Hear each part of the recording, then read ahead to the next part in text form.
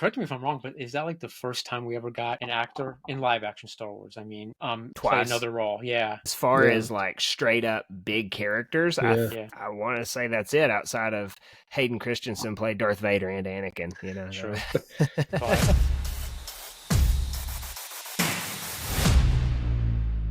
It's another week with no new Star Wars content, so I figured the best thing we could do is just go right back to Andor and start talking Andor again. It's our most recent Star Wars, and we haven't done a tier list in probably a month or two at least. So we are going to do a tier list for all of the Andor episodes. Should be a lot of fun. So, as far as this tier list goes, I think we need to set some ground rules before going in. Precautionary, maybe, to the audience. We're doing this in a vacuum. So, these are Andor episodes tier list in comparison to other Andor episodes. So, it's not like we're saying Andor compared to some other Star Wars show that you may not think is as great as Andor. This is just judging Andor within its own little world of the Andor story. So, Kevin, Ryan, any initial thoughts before we get into this? Uh, it was Yeah. interesting to go back because I guess I really hadn't thought a ton about the early episodes. I've watched episodes from season one that I really liked, but I mean, I didn't go back and watch them all. But going back and kind of rehashing what they were all about, it was just a lot that I had forgotten about. Yeah, I kind of found myself in the same spot having to think back on a lot of the different episodes because, like you say, in episode one as well, I mean, everyone knows this, but episode one, it turns into a whole ordeal where you've got to watch each week what's going on versus watching all of the arc all at the same time. And so I think that really changes your viewing experience. I think it definitely probably changes your grades as far as how you're going to go about it because you're having to think about it, one individual episode when in season 2 we sat down and we watched all these all at once and it's kind of easy to lump together. So yeah, I can relate to that. So we'll start off. We're just going to go 1 through, 24? 12 episodes each season. So season 1, episode 1, Casa. I liked the first episode of Andor. I thought it was a great introduction. I don't think it's the greatest episode of Andor, but I think it's a good jumping in point to the story. Kind of funny that this entire domino effect to the Death Star blowing up starts off in a brothel for Star Wars. It's interesting how that happens. Yeah. No, it was the first episode was a really good introduction to just kind of the tone of Andor, not indoor. Goodness gracious, Forest Moon. Yeah, it's been a long day. Because it really does open up on this like dark, seedy world with Cassian sneaking around, and like you said, he ends up at a brothel looking for his it really quickly sets a tone that this is not going to shy away from being a darker, more mature Star Wars, which we kind of all knew going into it. Yeah. But it's a good introduction to the story. It's a good introduction to a very different Cassian. From what we saw in Rogue One, because this was the first time we saw him after Rogue One, and it's a very different person. So, I think it's a good setup for sure. I think it's a strong start. It also lets you know it was going to be like more of a drama show, I feel like, versus constant action like your usual Star Wars. It set the tone in a lot of ways. Ryan, what did you think about how it started off? I thought it was a great introduction. It definitely, kick things off to, he kills 2 guys at the beginning, and that basically just sets up his entire path. If it wasn't for that, things would be different. It's pretty interesting that is the what's the word? That's it's the launching point for him getting in the rebellion. Yeah, which is interesting. So I like that a lot. It was a good opener. Yeah, I agree. Now for me, looking at the opener though, in terms of again, all of Andor, it probably lands at a B for me. It's not the greatest Andor episode. It's certainly not the worst either. Where do y'all feel this goes? I had it at a B as well. Because I like it. Again, I think it's a really cool intro to this Cassian who's like reckless and doesn't really think ahead as to what his actions are going to bring, but he's like super determined. And so it's a different character, and it kind of, you get introduced to all the people around him, and it's very much a slow episode, but not necessarily in a bad way. It's a lot of good exposition. I mean, yeah, and it's as good as an introduction as you can do, but it's not anywhere near the best episodes in the show. Yeah. So yeah. I had it at a B. Ryan, what do you think? I think it's going to end up being an A between the three of us. I don't know. I've just been, Andor has just been on my mind all year. It's crazy.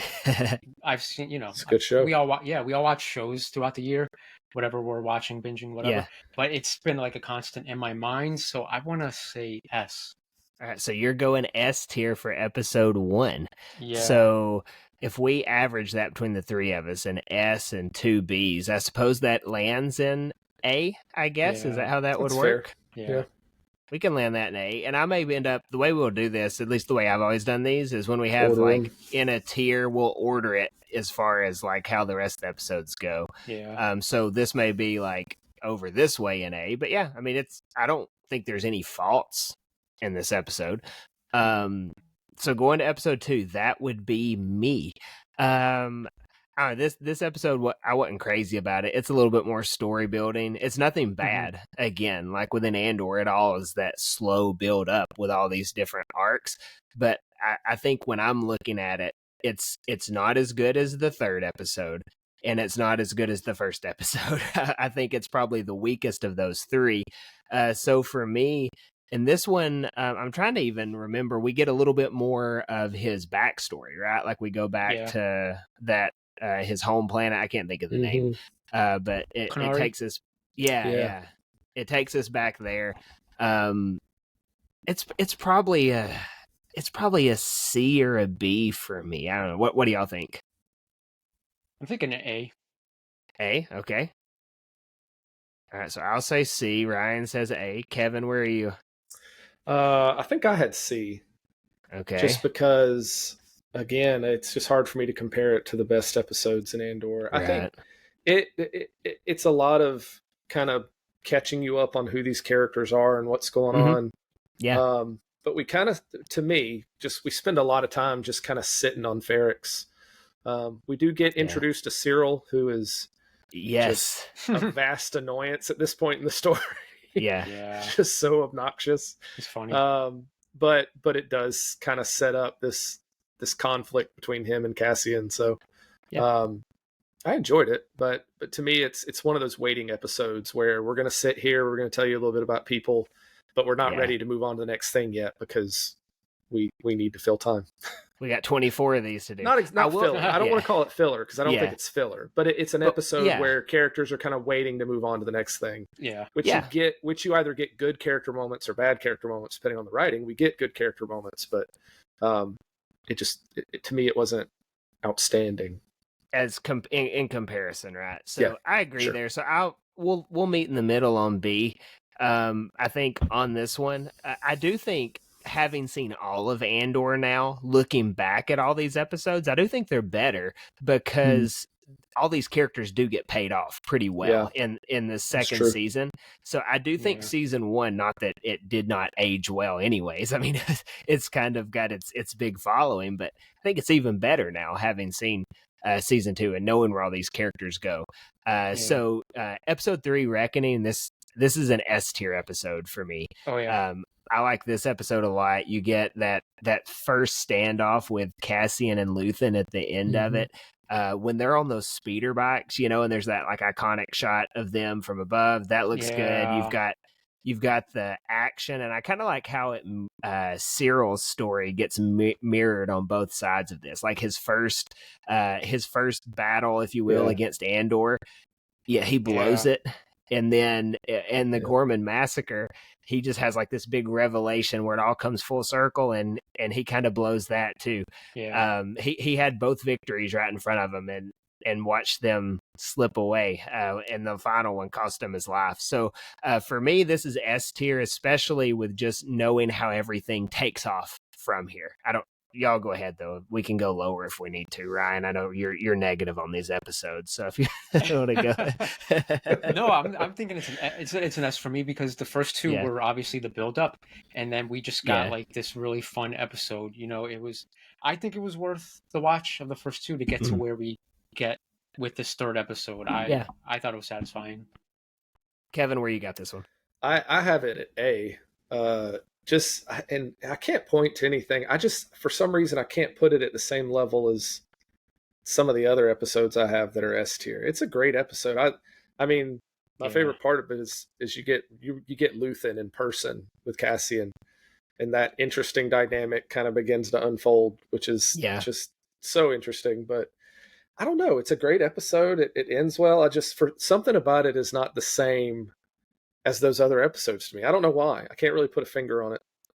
Yeah, I know. I get that too. I mean, as far as my S tier goes, it's probably my lowest S tier episode. So I could also see it being a really high A. So I think y'all can put it at S. No, we're gonna put it there because we're a 2S and 1A. S-A, so that's true. We're not gonna spell it the other way around. No, that wouldn't make sense. Yeah. So we'll put it there, but I'm sure it will end up like in the mid range of. I think we're gonna have 6 or 7 S tier episodes by the time this is done. Oh yeah, it'll be a lot. As far as Andor goes, moving into the next arc, the Aldhani arc. I like the idea of it, but the first 2 episodes for me. If I'm going to fall asleep in any Andor episodes, it's probably those 2. And nothing against it. It's good story. It builds up. It brings in these next sets of characters. You get that idea of rebellion. What is that kid's name that has his manifesto? Yeah. I always forget his name. Nemik, yeah. He is so good. He's the highlight of this arc for me. Yeah. I don't know. That's probably not like a unique to me idea, but I just really like his character. And then there's some characters I can't stand in the arc, like the one guy who's just kind of mean to everybody. I don't remember his name. I guess so. The one that at the end, Cassian takes care of him. Skeen. Yeah, so I don't like him. Like, it's good characters. You're supposed to not like him. And then I wasn't crazy about Vel in the first season in general, but I come around to her in season 2. So yeah, I mean, these 2 episodes, I'll say the first one. I mean, it's probably a C for me. The first one, episode 4. I had it at B. Okay, me too. I mean, first off, just the planet itself, the shots and the cinematography of Aldhani are just gorgeous. Yeah. Especially when they first get there. It looks so good. But I like the initial kind of mistrust and tension you get between Cassian and the crew, where they're not really quite sure about him, and he's only putting up with them because it's a job. And, I like that initial tension you get. And so I really enjoy the introduction of those characters. I like Vel. I think she's a cool character. I appreciate the way that she doesn't balk at this new guy who may have a better skill set or may know some things she doesn't know, but she doesn't really care. She knows she's in charge. I appreciate that about her character. So I liked Aldhani. So I put it at a B. Yeah. Ryan, where you got it? B as well. Is that what you said? Yeah. I would have it. I would probably have it ahead of episode 2. What do y'all think? Definitely. Yeah. There we go. Okay. Episode 5 again. It's a C for me. Again, just because it is that slow build, I do think it picks up a little bit, but it's very dialogue driven. So I'll leave it up to y'all. What do y'all think? I was thinking B. Okay. What are you saying, Kevin? I had C. I was at C. So 2 C's and a B. Our first C? We'll put this will be our first C. And again, before the hate starts piling in. We like all these episodes. We love it's Andor, interesting where Skeen kind of starts getting on to Cassian, like he's noticing he's kind of like him. Yeah. And of course Nemik's super interesting and very interesting. But then a lot of just the training stuff they're doing and the talking about the plan is not as interesting to me. I feel like once they hit the next episode we'll talk about, they really do a good job with building that tension. But I didn't really feel a lot of tension in this episode, even though there was this thing looming. And so, really good, some really good character moments. But I feel like they're short and don't really. Yeah. But we also have the interesting stuff with Mon Mothma that kind of starts picking up as well. She does show up here. Yep.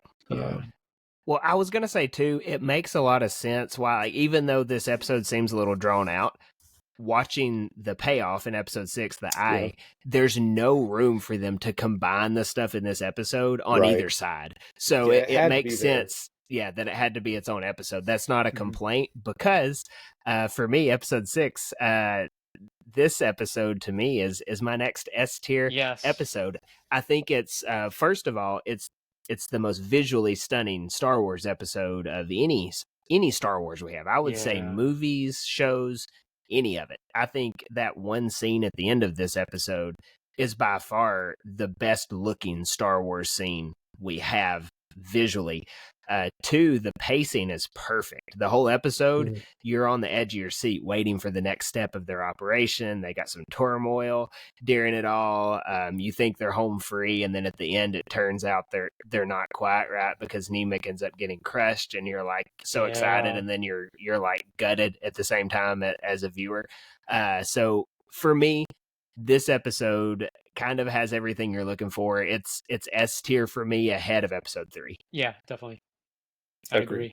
Yeah. Even if you are one of those people that didn't like Andor, people who saw, some of the scenes, those just beautiful visual scenes on YouTube or whatever, they loved it too. You can't deny that it wasn't a beautiful episode. Yeah. I think it's impressive to me how they match, like, because it's such limited CGI, but it doesn't really steal the show. Yeah. Like, it enhances just the beauty of this planet, like, in a way that they like match. It's really weird, but like, it's not like it feels out of place on this planet. Like, it feels like, of course this thing comes through this planet in the sky. So that was really cool. And the tension, which you mentioned, is just perfect. It's nonstop. I love at the end that standoff between Skeen and Cassian, where Cassian kind of starts to see a little bit of himself in Skeen, and he doesn't like it. There's just a lot of really cool stuff that happens in this episode with some of the characters. It's probably my second favorite episode of all. Both seasons? Wow, okay. Yeah. Oh, okay. I was gonna say this one kind of gets buried in the list of all the really good episodes. It does, because there's just so much good stuff, and it's so early, like you can kind of forget about it, even though you shouldn't. There's a lot too. There's a lot that happens in this episode, and I feel like it's easy to miss some of the smaller, cooler things that happen. Yeah, I think it's. I love it. Sorry. Yeah. No, you're good. Yeah, go ahead, Ryan. I apologize. I was just gonna say, I think it's because with season 1. It was one episode a week, but with season 2, obviously, I mean, we all know this. I'm just repeating whatever, but we got trilogies. We got 4 movies, and we were able to grasp it all. And it was just a lot more to take in. And I think that's why season 2 may have affected people more, and that's why they have way more favorite episodes from that season. I think so. I think that's a fair assessment of it, and because the viewing experience, like I said, it's just so different when you're watching a movie versus an episode, which is essentially what we got. So going into episode 7, so episode 7, again, it does one of those drop-offs for me. It's not, again, like it's bad or anything, but it's just like you're starting another movie, right? Like, so it's the beginning of this next arc. It does kind of pile on though, right? So you get more into everybody's story at this point, right? Don't we have Mon Mothma stuff going on? We have Dedra and Cyril. We've got Andor. This is the one where he's on the vacation planet, right? He gets busted. By he gets caught up in a bad spot. So I mean, it's not a bad episode, but again, it's looking ahead to the next 2 episodes. There's kind of a theme here. I don't think this one stacks up versus 8 and 9, looking even at the arc. So for me, this one is like a low B, high C, probably. I had it at a B. Me too. One of the reasons, partly because I just love, this is where we get Tay Kolma in the picture. And that's a super interesting interaction between him and Mon Mothma, because as soon as he comes in, like, you can tell she completely trusts him, but I don't know. Yeah. Something about the character, you just feel all along like, is this guy on the level? And it turns out you have good reason to think that, but yes, he's played so well. So I love, it's less about Cassian in this episode. It really is more about that side of things. But we also get like Clea, telling Vel to putting out the hit on Cassian, which is interesting. Yeah, that is this episode. There's some interesting character moments that take place, and so I enjoy it. I think it moves things along really well without Cassian. Which I think is good when you can pull out your title character and have other characters move it along really well, which they really mastered in season 2. Yes, but it's good. So, Ryan, you got anything to add on 7? No, agreed. It was. I think it's a solid episode, but yeah, it's it's going against the next 2. Yeah, which were really great. Tough, yeah. I was about to say, moving into episode 8, this is an A for me. I love Narkina 5. I think Kino Loy probably, I mean, I know he's only in it for a few episodes, but man, you talk about just an influential character. I mean, he goes down as one of those, like, when you're looking outside of your Jedi and your Sith and the original trilogy guys, and women too, this is an up there character. So Andy Serkis does great. It's an A for me. I'm thinking A too, and that was a pleasant surprise. Actually, I'm gonna put up to an S because that was such a pleasant surprise for me and other fans seeing Andy Serkis. Because I think, I mean, correct me if I'm wrong, but is that like the first time we ever got an actor in live action Star Wars? I mean, play another role, yeah. So I guess Mark Hamill has voiced, but as far as like straight up big characters, I want to say that's it. Outside of Hayden Christensen played Darth Vader and Anakin, True. But same person. But yeah, it was nice. I was like, whoa! But I'm all for it. That he played such a. He's for sure the biggest of those characters that's done that. I'm pretty sure. It's pretty impressive that a character pops up for 3 episodes. And that's what so many people pull from this first season, right? Like he's not a ton of screen time. It's in this arc only, but man, it is Andy Serkis and just his ability to bring a character to life, but just also the writing around the character and just the situation, like coming into this kind of like labor camp type prison is just really interesting, and Cassian trying to figure out how he's going to move through this thing and what resistance is going to look like in this place. Where nobody really wants to resist. It was a really good episode. I had it at A as well. I think it's better than the first episode. Do y'all, or where y'all at on that? I think it's better than 1. I would say S, but we could put at A. We'll go. Because we already know the next one's S. I was going to say, so episode 9, Nobody's Listening. This is the one where they learn that detention block is it level 3 or C or something like that. What is it called? They learn that it's like if you go there, you're not coming back. That was the big reveal, which spurs them on to the next episode of having to do their prison break. So for me, again, this is another A episode for me. What are you thinking, Kevin? It's a tough one for me. I think I have it at A, but just barely missing out on S. Okay. It has a very satisfying ending because I feel like the whole time you're just like trying to get Kino Loy to like jump in, like come on, and like get with like you gotta get out, you gotta escape. But he's so convinced if he does things the right way, he's getting out. Work his way up. Yeah. So it's not that he's like bad. It's not that he doesn't care. He thinks there's a system. And then the second he realizes there's not, he's like, all right, what do we do? How do we get out of here? So I love that that's the note it ends on because it just flips his world immediately. So I really like this episode a lot. I think this is where Daedra also kind of starts getting onto the Axis thing, and which at times was interesting. I think they spent a little too much time over there at times, but it was a really good episode. I had a hard time with this one, but I think I settled on highest possible A. Ryan, are you S or A? I'm S, but I'm fine with A. We'll put it high A. Okay. Sweet. Next episode, I mean, we could talk about this episode a lot, but it's easily, I think this is top tier, S tier. Do y'all have any disagreements? Yeah, I would say top. for sure. Yep, agreed. It is. I mean, that prison break. It's again, Ryan. You've said this. It is so hard to judge all these season 1 episodes, having now seen season 2, because again, different viewing experience. But this is easily could be the best Andor episode that there is. I mean, you get Luthen's speech, they break out, you get that Kino Loy saying, "I can't swim." It is so good. That was hard. So yeah, I mean, this is S tier at the top, and I think once we get to season 2, throwing in a couple more S tiers with it, I'm going to have a tough decision trying to decide for me which one I think is better, because having rewatched this episode somewhat lately, it's a good one. Okay, so jumping in, it's funny that the greatest episodes we don't have to talk as much about, because there's like no disagreement. This is and everybody has, right? Like you could easily go back and find other videos of us talking about just this episode for like 20 minutes. It's so good. I mean, everything that you could say has been said by everybody. So I'm probably going to watch it again soon. There you go. That's how I'm feeling right now. What really is cool about that episode now, if you go back, is that speech to Lonnie. Now knowing how that plot line, like how it, it's tough. Oh my gosh, my words are not coming out. Okay. How it resolves. Goodness gracious. Yeah. Told you it's been a long day. Like that's really interesting now that he's going to talk to Lonnie about sacrifice and all that kind of thing, as if Lonnie's not.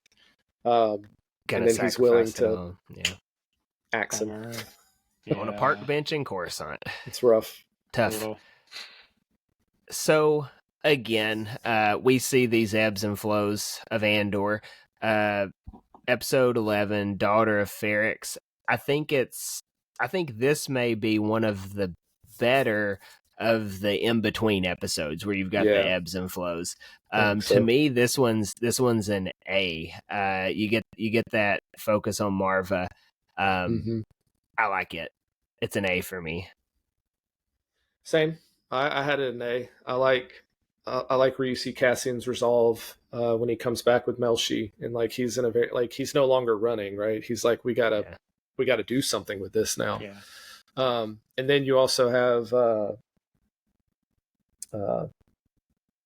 you have the whole Bix thing happening in this episode too. Saw Gerrera and and Luthen and just this plot line of like, no, we're there's this guy who is also on our team and he's doing this mission for us, but we're gonna let him die. Like that whole plot line between him and Saw is super interesting. I love that moment where Saw is like, so this is who you are. Okay. Yeah. Like he doesn't seem to get who Luthen is until that point. That's a great interaction. But it's a solid A for me. Yeah, that's Krieger. Was that his name? Mm-hmm. I love that interaction. Ryan, where you got this one? I would say top A. Top A? But I mean, wherever you guys went on A is fine. I'm fine with that being the top A so far. Are you good with that, Kevin? That's fine. Here we are again, another S tier episode. It's more so just a matter of where it's going. Do we agree it's an S? Yeah. This is an S. Marva's speech is so good. Gosh. It mirrors a lot of the action too that you get in that payoff in episode 3 as well. Mm-hmm. A little more aggressive though, I would say, because you've got like all of Ferrix really jumps in on it. I have this one. This is tough. I don't know if I like it better than the I or not. I would probably have it in front of 3, behind 6. Kevin, where would you put it? I think that's where I am. I mean, it's a really good episode.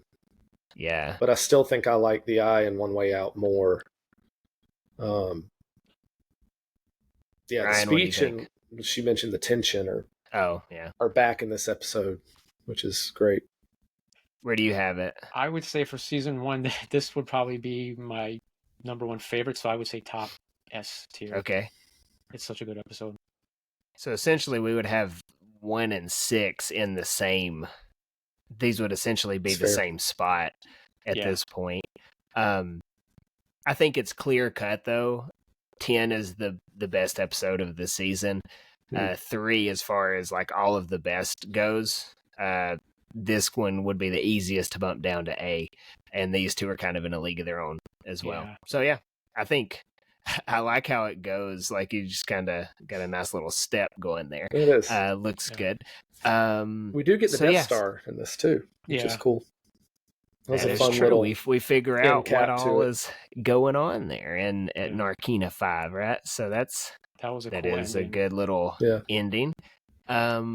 Okay, hopping into season 2. This is going perfect. We're at about the half-hour mark, and we're halfway through. So, and I think it will actually be easier to talk through season 2 as well. The first episode of season 2,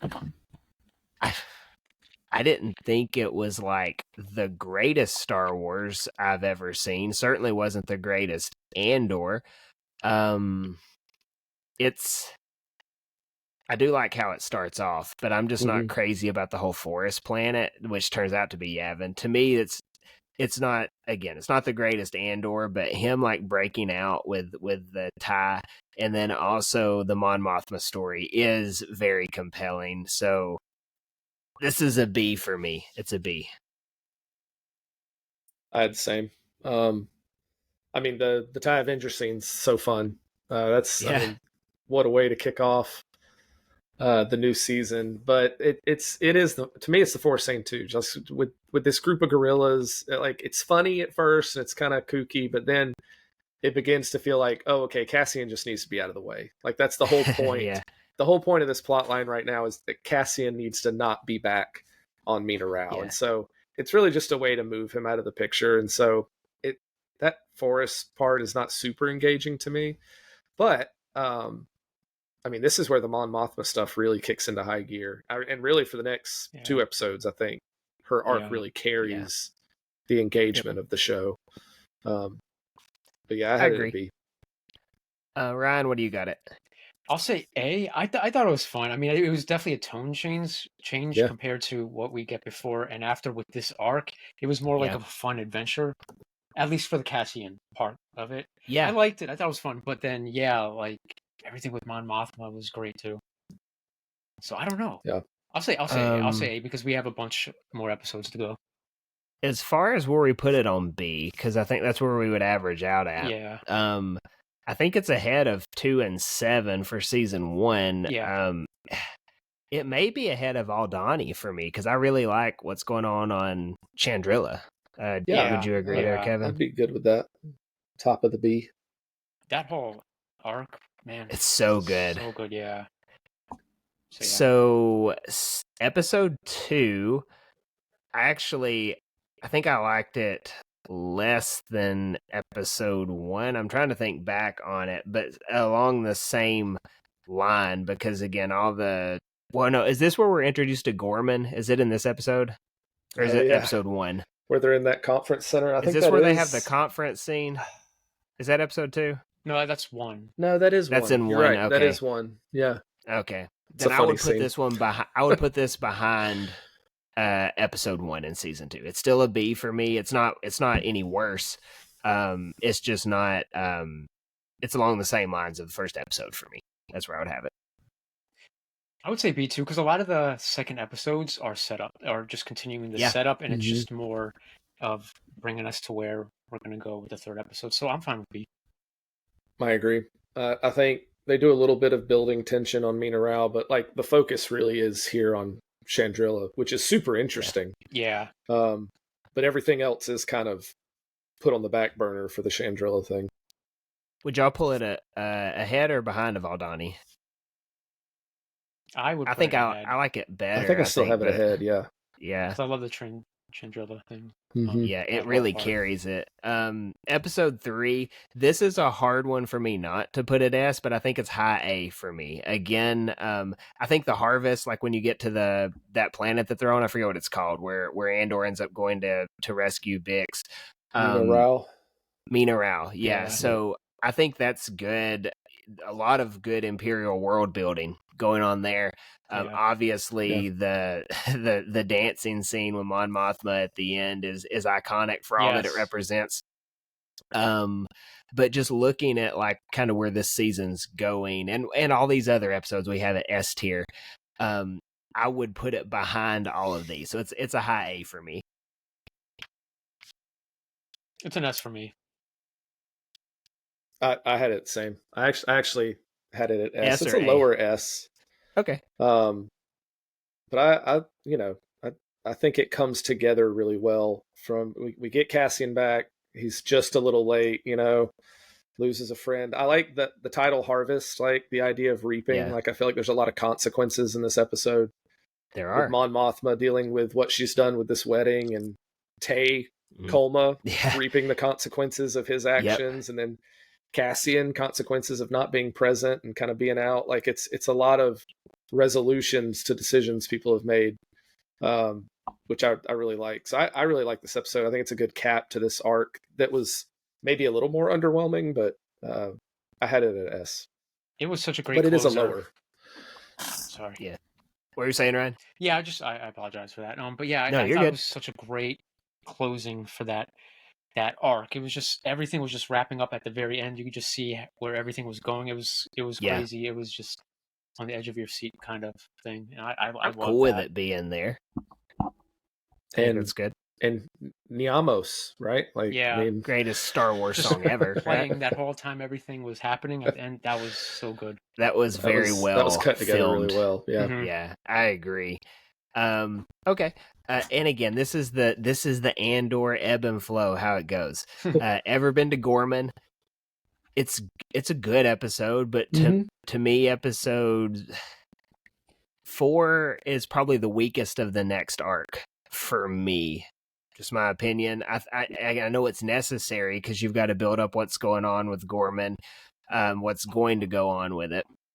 But for me, this one's probably B tier is what I'm thinking. Okay. What do you think, Kevin? I actually had it down at C. Okay. I love that Cyril kind of takes center stage here. Like he kind of gets his moment of spotlight. Is this? You start off and you're not quite sure what he's up to, and then you kind of realize he's become a pretty successful insurgent, trying to get to the Gorman front. Like all of that was really, really interesting to me. I was not as invested as at the time on Coruscant. I mean, it was still interesting. I think it was still good character moments, but Cyril stole the show, and it compared to what the rest of we get in this season, I just had it down at a C. Ryan, where you got it? Man, this is the difficult part because we're like getting closer to really epic episodes. Yeah. I will say like a high B, maybe. B. I would have it low B, and Kevin would have it C. So we could do it at the end. I would have it ahead of episode 2 in season 1 for sure. Yeah. I think as far as that goes. Yeah. I might even have it ahead of 7, but I'm cool with it landing right there. I don't think it's as good as the introduction on Aldhani. I think that's a fair spot. I Have Friends Everywhere is an interesting episode. Yeah. Because you get a lot of Saul there. You realize just how nuts he is. This is where he gives his speech at the end, right? That's this episode. That's great. Yeah. And it kind of this until the very end where Saul's like, you have no clue where I am. But like this is kind of his swan song as far as the Andor story goes. That itself kind of carries because the rest of the episode is semi forgettable, I guess. Andor meets is it this episode where he meets the hotel boy? Yeah. Is that here? So I mean so. Yeah. I like this one better than Ever Been to Gorman, but I still think it's a B tier episode for me.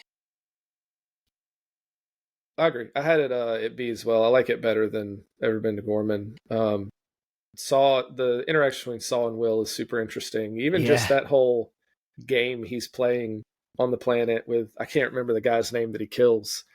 That can fix the little contraption. Yeah, fix it. You kind of wonder when he really found out. You feel like Saul is just playing games with people all the time.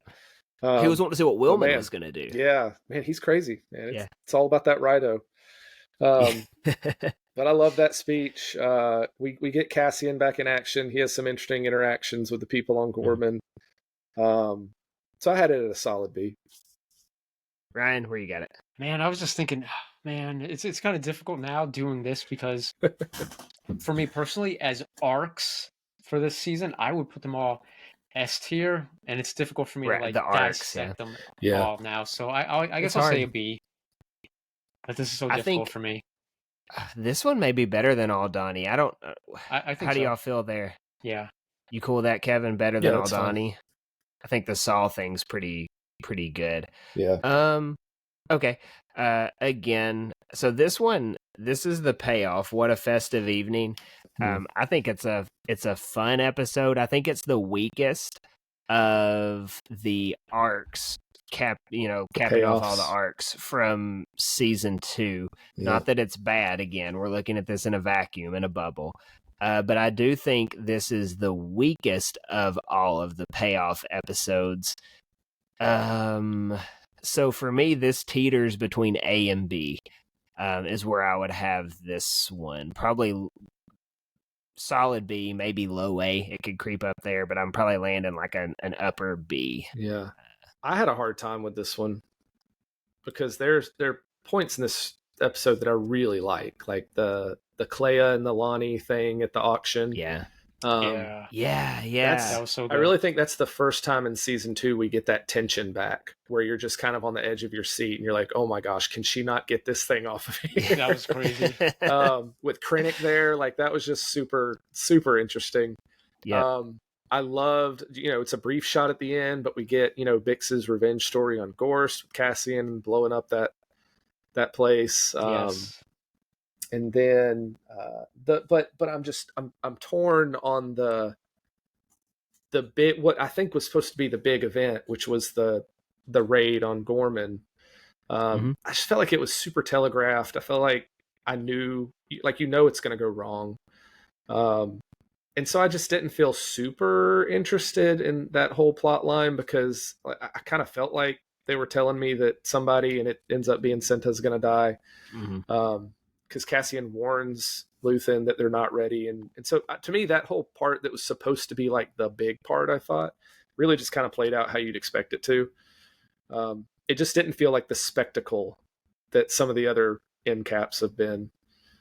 Yeah. So I had a hard time because I really like a lot of this stuff and would put it in A, but that kind of pulls it down. So I'm kind of like you. I'm teetering. I don't think it's better than the first episode of Andor, like overall. I think I like the pilot episode better. Not the pilot like him stealing the TIE fighter, but the first episode of the series, the pilot. Yeah. I do think that's a stronger episode. Ryan, where do you have this one? I thought it was a solid episode, and man, that ending with Bix, where she puts she blows it up at the end, and then she blows it up at the end. That was good. That like solidifies it as an S for me because that was just such a beautiful ending for the episode, and she got what she needed. That's true. It is a good one for Bix's story, I guess. Kind of. Yeah. I'll put it in A. I think that would be around our average spot. I think the rest of the things are good enough for me. Yeah. So next, what to me is the strongest arc, probably in Andor as a whole, the whole series. A lot of people would agree. Lot going on here. Episode 7 is a good starting point. Again, it is the weakest of the 3 episodes, and that is no knock on it. Just I have 2 S tiers coming up back to back after this for me personally. So for me, this Messenger is high B, low A again. To start this off, probably landing in a B for me, knowing that there's, again, it's the Andor vacuum. Kevin, where did you have it? I think I have it at a B. It's an interesting episode. We get this sudden random like force element to Andor with that force healer. Yeah. I don't think any of us were expecting. I think we were all expecting to cruise through this show without the force ever even being a topic of conversation. But then this force healer shows up and makes this weird prediction prophecy thing. Pretty cool. And it's interesting. It raises up these questions about, destiny and fate, because Cassian's always kind of wrestled with feeling like he doesn't get to choose. And there's interesting stuff that comes up with it. But ultimately, the episode is just to get him to Gorman. Like that's really interesting. But the rest of the episode is when's Cassian going to get to Gorman? He has that conversation with Will, and he doesn't trust Luthen, and so I have it at a good B, but I didn't think it was an A. To piggyback off of that, I think this episode might connect to Rogue One the best too, as far as Cassian's story goes, calling him the messenger, because ultimately he does send that message of hope at the end of Rogue One. So, and to me, that's fair. I have a hard time watching Rogue One after Andor anyways, because it is such a different tone. Yeah. But this one episode maybe ties into it better than most. Either way, Ryan, where did you have it? Yeah, I really like that aspect of it. I love the Force Healer in there, and yeah, it definitely is the best connection to Rogue One. And I'm gonna say A. A. I think I love that.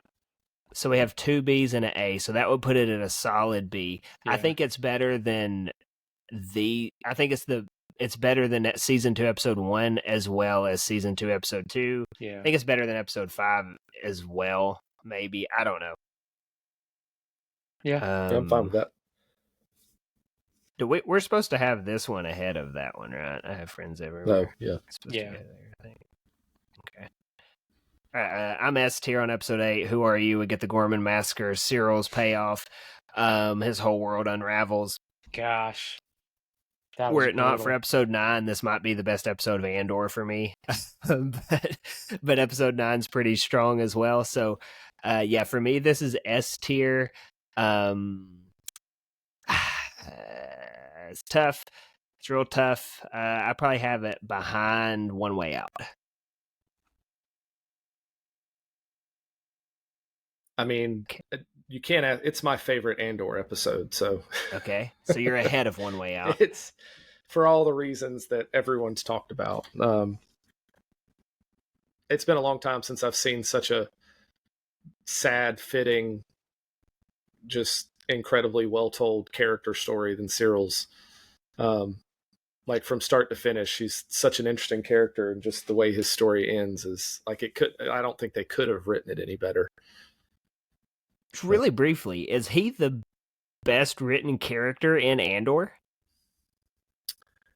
Is he better written than Cassian Andor? Possibly. They're two very different characters. Yeah. I think Cyril's a really good representation of just people. The idea that ignorance and ideals allows us to ignore things that we maybe shouldn't.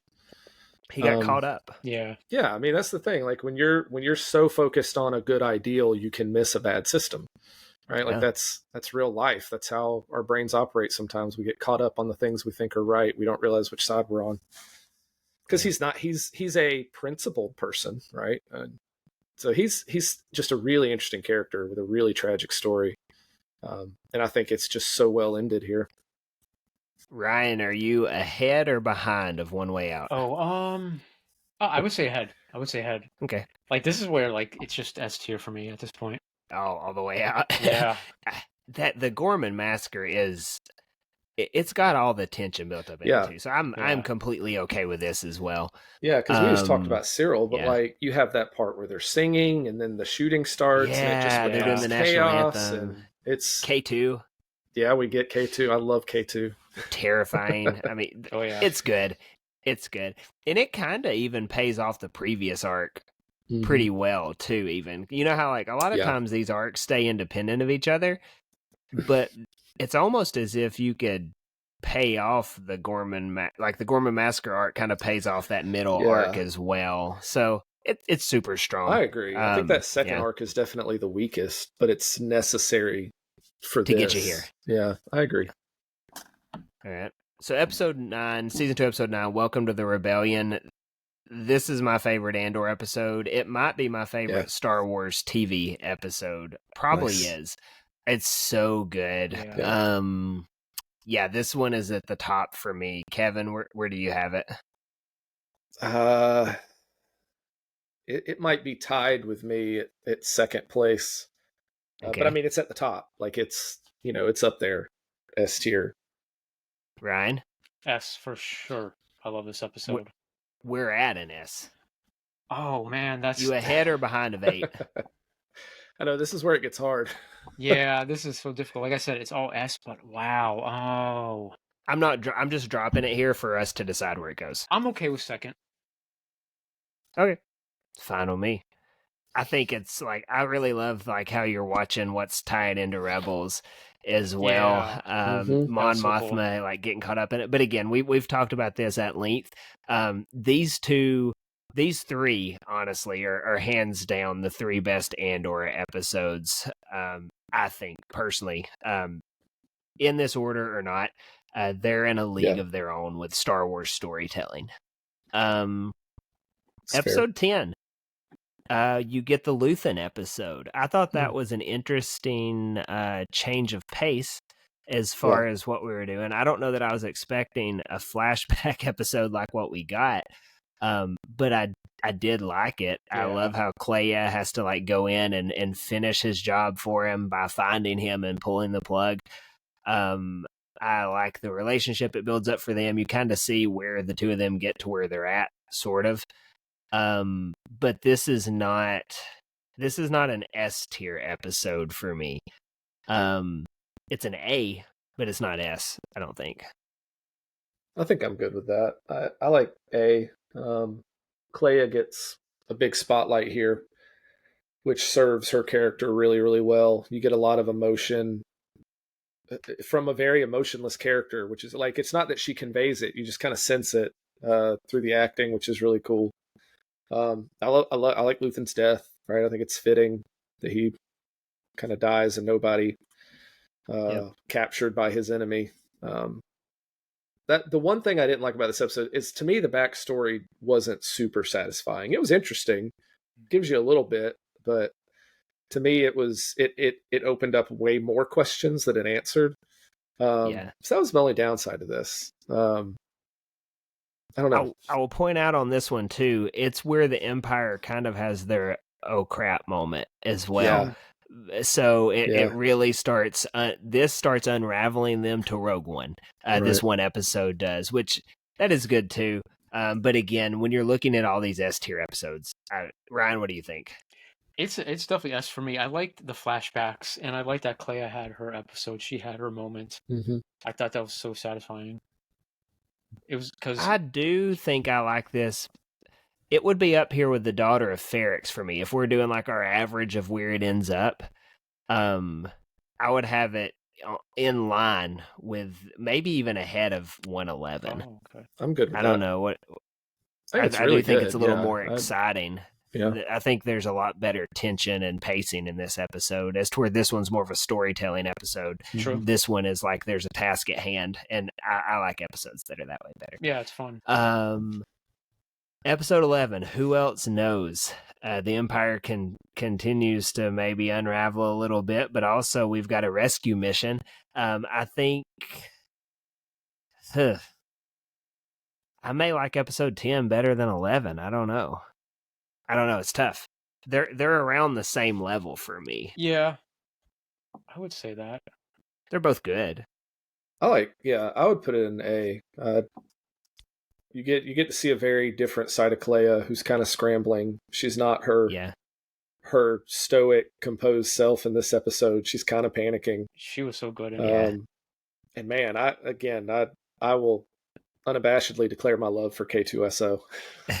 I love his scene in this where he just walks through and wrecks people. Yes, carrying the meat shield. Yeah, yes, like all of that. That was great. And again, I think Andor's at its best when you got that tension where it's constantly building up to, you don't know. That's the great thing about Andor, is in all these situations where there's the tension, you don't really know which way it's going to go.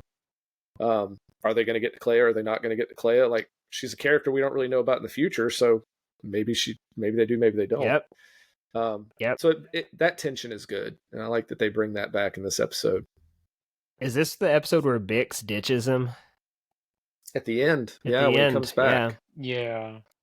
I think this is better than episode 10, thinking back on it. As far as like serving the whole story, because episode 10 is good, but it wraps you up on Luthen. And I think episode 11 brings you right back into the Andor story, like as a whole. So I guess I would give it that nod. Ryan, where do you have it? Oh man, I want S. S. So what are you guys again? A and we're both A. A. Yeah. So I'm fine we'll with put A. it. Yeah, we'll put it at the. I think it's, as far as all of these A episodes, I think it's the best one that we Definitely. have. Looking at it from this point, like, I know we're almost at the end, but I would almost even bump maybe from season 1 and 6. I might even bump that down to a high B, but again, that's just like, picking at it. So the finale, the Andor finale, I think the Andor finale had a lot of things that it needed to wrap up, and it did.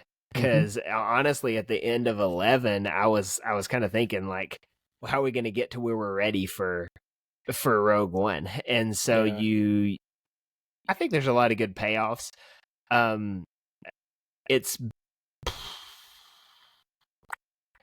It's probably right there with 211 for me, season 2, episode 11. I don't think it quite hits S tier like all these others we have up there. It's really hard to follow up the previous arc. So I almost think it's a victim of all the great episodes before it in my mind, but it's still a great episode. So I don't know. It's an A for me, which is interesting because it is the finale of the whole show. But there's a lot of really good episodes. All this finale had to do was get us to Rogue One. It's in an interesting spot because in the finale of, like, whenever The Mandalorian ends, it's got to end a story. But when the finale of Andor ends, it actually just starts a new story. So I do think that puts it in an interesting spot to where it didn't have to blow the roof off to finish it. It just had to get us to where we needed to be for the next end of this story to blow the roof off and get you into the original trilogy. So interesting way it had to end. Yeah, so essentially Rogue One could be like the finale. It's yes. So so I like that. I like your way of wording that. I still say yes for myself. Okay. But I do like that Rogue One's. So Kevin, you're the deciding vote on where this ends up. I like the way a lot of this stuff concludes. I like the way it gets Cassian to, what planet was he meeting Saul's informant on? The Ring of Kafrene. Yes, thank you, Kafrene. Ring of Kafrene. I like Clea's ending, right? Getting to see this rebellion and realize that she doesn't have to do this all by herself anymore. I really like, Partagaz and Daedra, like the way their stories unfold and end is appropriate for their characters. Like, it's the tragedy of the villain, sometimes. From their perspective, it's tragedy, right? Correct. Yes. I don't think it's tragic. They got throw what they Daedra in chose. prison. That's fine. It's so fitting for her. I just, the rest of the episode, I'm not sure how this is a personal beef with Luthen being so championed throughout the episode. I think he needed to stay kind of morally questionable, but they really make a point of saying, like, no, he was necessary. What he did was necessary, which to me is still a question you ask, right? Like, so I don't know. I didn't love that. I felt like they were trying to vindicate Luthen, who made this speech about not being the hero. I feel like that conflicts a little bit, but I love the way it ended. I love that it gets us to Rogue One. I love that final montage as it closes out with all these pieces, that these people that we find in Rogue One and where they are. I thought it was really well brought to that point.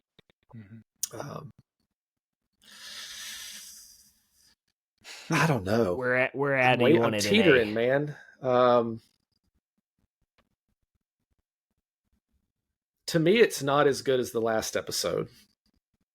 Okay. But I still would really agree with like that. it. I think that K2 scene steals it in that episode. Yeah, that's personal bias on my part. So I would put it on the same par as this episode.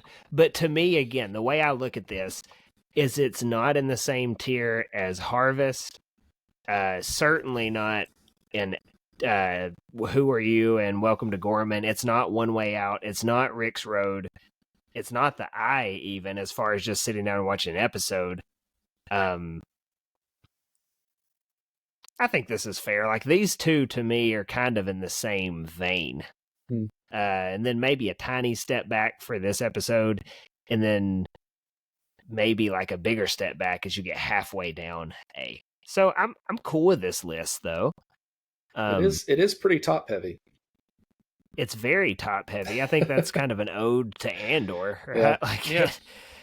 it turns out to be pretty good. You kind of feel bad for the axe forgets down here because, you know, I would probably even maybe throw like a couple of other of these in C, maybe if you had to be more objective. But yeah, I think this just really paints a picture that Andor did really good at telling a story in the long form. So looking ahead to next week, do y'all want to do another tier list maybe on like a season of Star Wars? I kind of like talking big episodes tier lists as are a fun. whole.